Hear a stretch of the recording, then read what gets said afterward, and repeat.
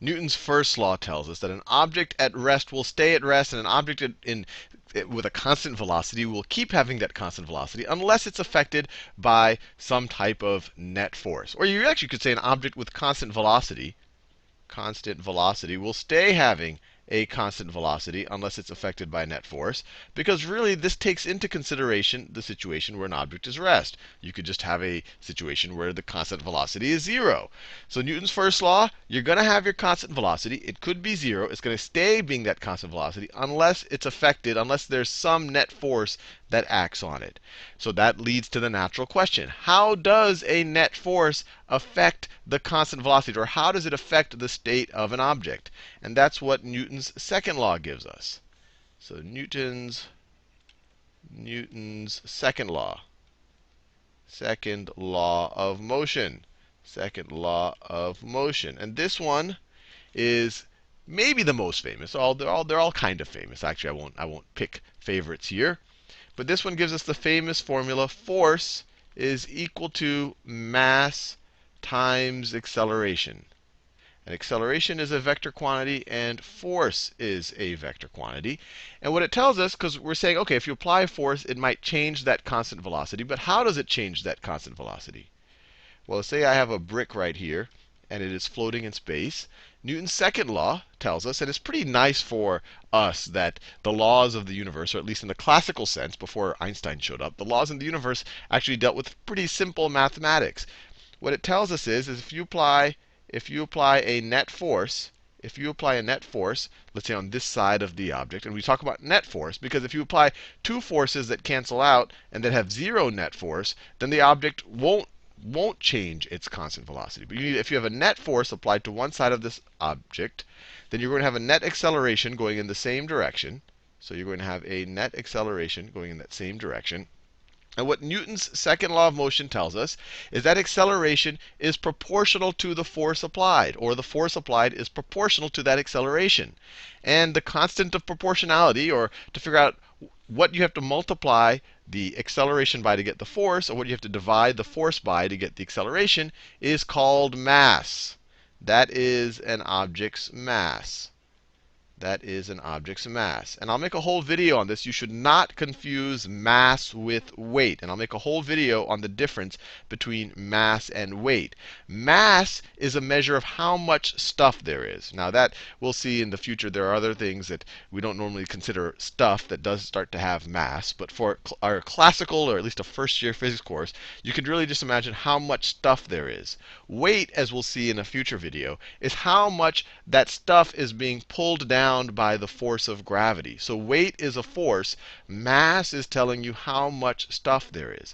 And this is really neat that this formula is so simple, because maybe we could have lived in a universe where force is equal to mass squared times acceleration times the square root of acceleration, which would have made all of our math much more complicated. But it's nice. It's just this constant of proportionality right over here.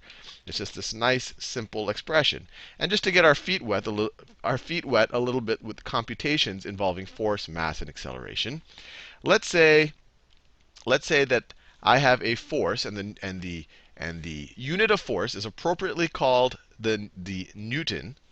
So let's say I have a force of, so let's say that I have a force of 10 newtons. And just to be clear, a newton is the same thing. So this is the same thing as 10 kilogram meters per second squared. And that's good that a newton's the same thing as kilogram meters per second squared, because that's exactly what you get on this side of the formula. So let's say I have a force of 10 newtons, and it is acting on a mass. Let's say that the mass is 2 kilograms, and I want to know the acceleration. I want to know the acceleration. And once again, in this video, these are vector quantities. If I have a positive value here, we're going to make the assumption that it's going to the right. If I had a negative value, then it would be going to the left. So implicitly, I'm giving you not only the magnitude of the force, but I'm also giving you the direction. I'm saying it is to the right because it is positive. So what would be the acceleration? Well, we just use F equals ma. You have, on the left-hand side, 10. I could write 10 newtons here, or I could write 10 kilogram meters per second squared. And that is going to be equal to the mass, which is 2 kilograms, 2 kilograms times the acceleration. Times the acceleration. And then to solve for the acceleration, you just divide both sides by 2 kilograms. So let's divide the left by 2 kilograms. Let's divide the right by, or let me do it this way. Let's divide the right by 2 kilograms. That cancels out. The 10 and the 2, 10 divided by 2 is, let me do this, 10 divided by 2 is 5. And then you have kilograms canceling with kilograms. Your left-hand side, you get 5 meters per second squared. And then that's equal to your acceleration. Now, just for fun, what happens if I double? What happens if I double that force? Well, then I have 20 newtons. Well, I'll actually work it out. Then I have 20 kilogram meters per second squared. Kilogram meters per second squared is equal to, I don't have to color code this, 2 kilograms times the acceleration. Divide both sides by 2 kilograms. Divide both sides by 2 kilograms. And what do we get? Cancels out. 20 divided by 2 is 10. Kilograms cancel with kilograms. And so we have the acceleration in this situation is equal to 10 meters per second squared. Is equal to the acceleration.